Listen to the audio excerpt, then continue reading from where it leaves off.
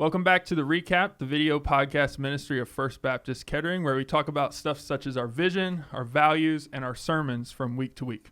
The Recap exists to invite you to be transformed by Jesus. So with that said, let's get started.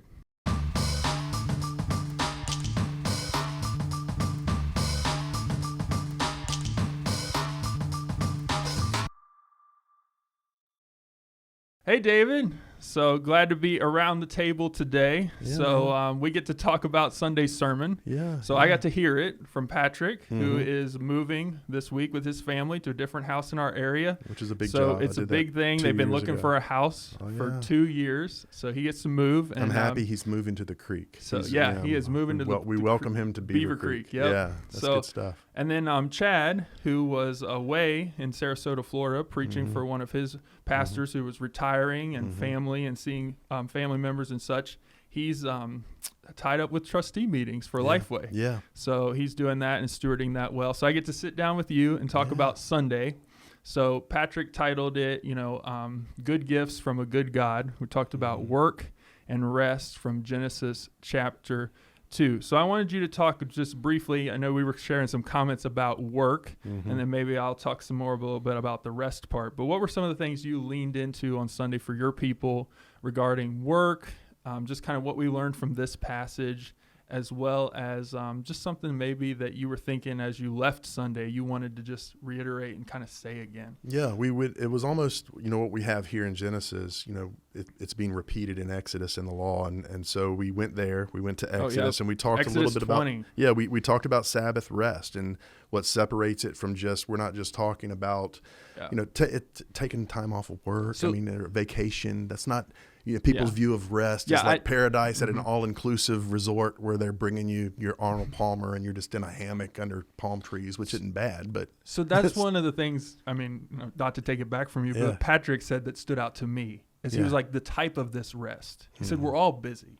Yeah. And most of us have, we work 5 days or so, and God has set aside one day that we're kind of supposed to put things to a halt. We're not to focus on the things that are here, but to get our eyes on God, to focus on Him.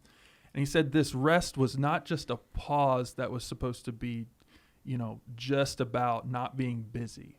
It was a focused rest. But then he also pointed us to the fact that God rested because it was a satisfied rest. Yeah. That he sat back and saw the work and saw what he had done.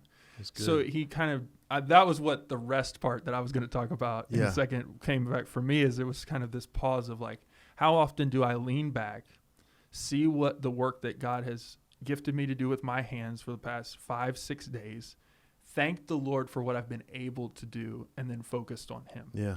It kind of, and then he went to Sabbath, he went to Exodus 20, and even I've been thinking about that recently where, conversations about, but just setting a day aside for the Lord and do it and being purposeful about that. Yeah, we also at Eastmont talked about some of the aspects of that Sabbath rest and regarding worship, also it's going to be, we're going to bring this up next week, community, the community aspect of resting in God and what that looks like and means and why worship, why it's so important. And we kind of talked about how that's taken a hit in the last couple of years because of the pandemic. And we talked about, how, and again, we weren't critical. We just talked about what all churches are experiencing right now. Yeah. And I think when which by the way, let me kind of make this point because I think it's really important on all three of the points that I had Sunday. We rest because God rested. Yes. We're created in His image, so therefore we rest. And so, and then by extension, you said earlier, we work because God worked. Yeah, and it was very good. It was good. And again, that's another motivation for our work. Another thing that I brought up is the fact that, and this is something I got from a resource that my son Luke shared with me. He's reading a book called, I think, The Garden, Reflections on the Garden, about work and rest, particularly the Garden of Eden, and is by John Mark Comer from Portland, Oregon, a pastor there. And he talked about, I used to feel uneasy, like him, the author of this book, when people would say, what do you do? What do you do for a living? What do you do? Because I don't want to be known by what I do. I want to be known by who I am. And I get that whole argument about identity, and there's a balance that we have to strike with that. But he makes a really good point that I felt like we needed to talk about, and that is we are known by our work. Yeah. I mean, God is known by his work, Romans says.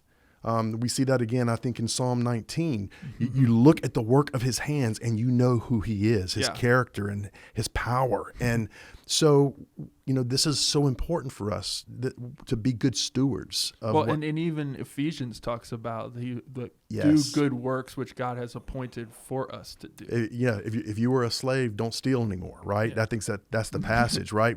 We have an identity now. We've been transformed, to use some language that we use at FBK, right? We've been transformed.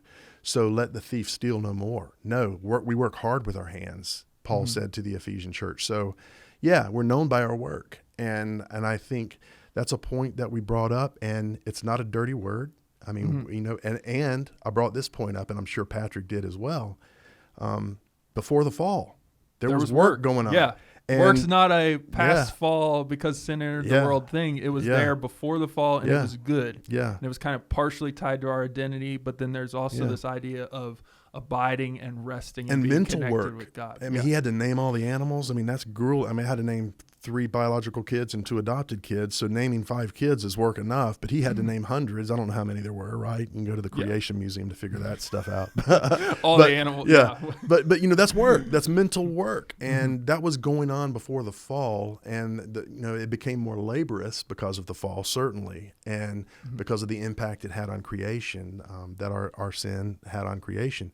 But those were really interesting points, and it made for some good discussion with our family after church around the lunch table. It was good. It was we really enjoyed that. Yeah, I think in our culture specifically, and Patrick dealt with this it's just we feel like there's parts of us that lean towards needing the rest. But there's a proper balance of this rest and work. Where does our identity come from? It comes from God, and balancing that rightly. I know you brought it up briefly, your final point for Sunday. I wanted to know if you wanted to talk just a little bit about that, some of the application you had for your people. Right. I mean, we're laying out in Genesis some of the theology, some of the things that God has put forward and what they set up. Talk about that briefly. Yeah, and I know Patrick dealt with this, maybe in his wording, he dealt with it a little bit differently, but I think he ended up getting to the same place. But the first point is that we rest because God rested. We work because God worked, right? Yeah. And we're created in his image.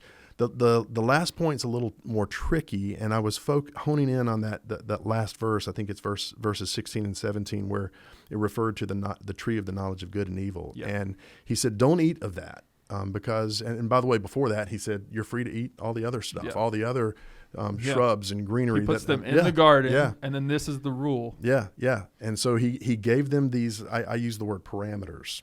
And so we are free to exercise within these parameters that our creator, he's the boss, he made everything, so he can set the rules, right? That's fair. And so he set the rules, and he said, don't do this though. And so just within that freedom, just, I kind of focus on the positive because I'm kind of an optimistic guy. And, God's given us the freedom to do a lot of good things in the world as his children. And yet he's also said, hey, stay away from this. And the reason he says stay away from it is not to give us permission to do things over and over and over again. Romans 6, God forbid, right? Yeah. But he has those parameters because he loves us. He called us very good just a few verses earlier. He created man, and he said, this is very good. And so he loves us, and he cares about our well-being. And so I think that's one of the big points of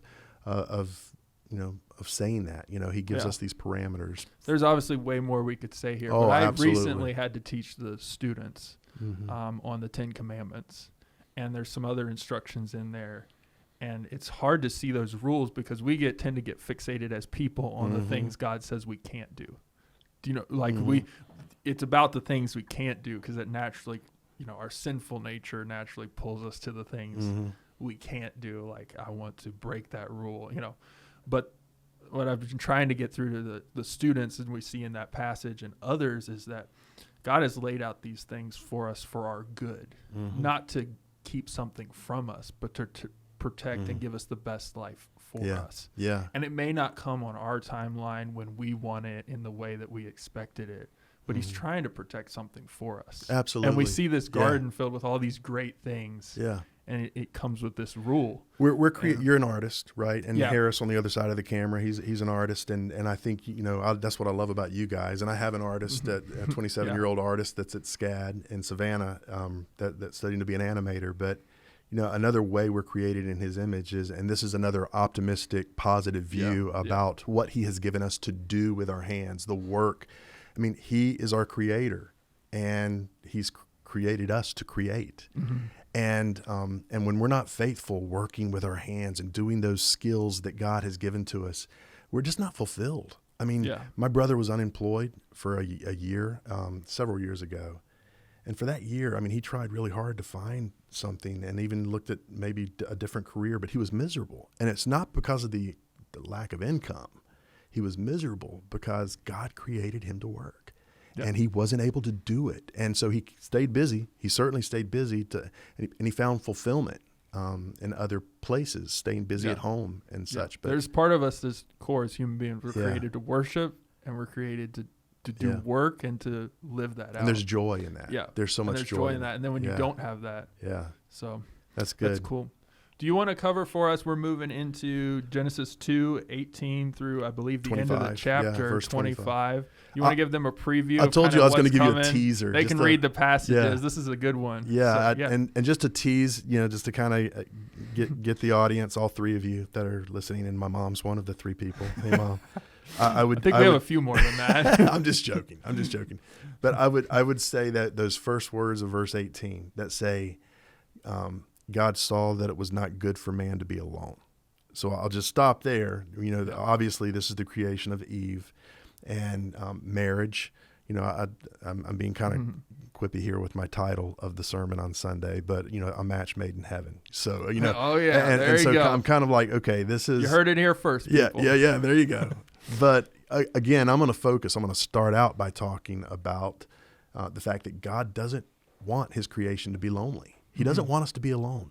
And, we try to remedy that. We try to fix that in a lot of different ways. So we'll talk about some of the ways that our culture tries to say to fix loneliness. But God has a pretty good plan to address loneliness. And, of course, community is going to come up. That's going to be the first place we stop. So I'm excited about that. Yeah, I'm excited for us to study this, and even just that popping off the page. I mean, you're reading Genesis 1, Genesis 2. It's good, it's good, it's good, it's very good. It's not good. And you're supposed to lean in. So we're excited to lean in on Sunday as well.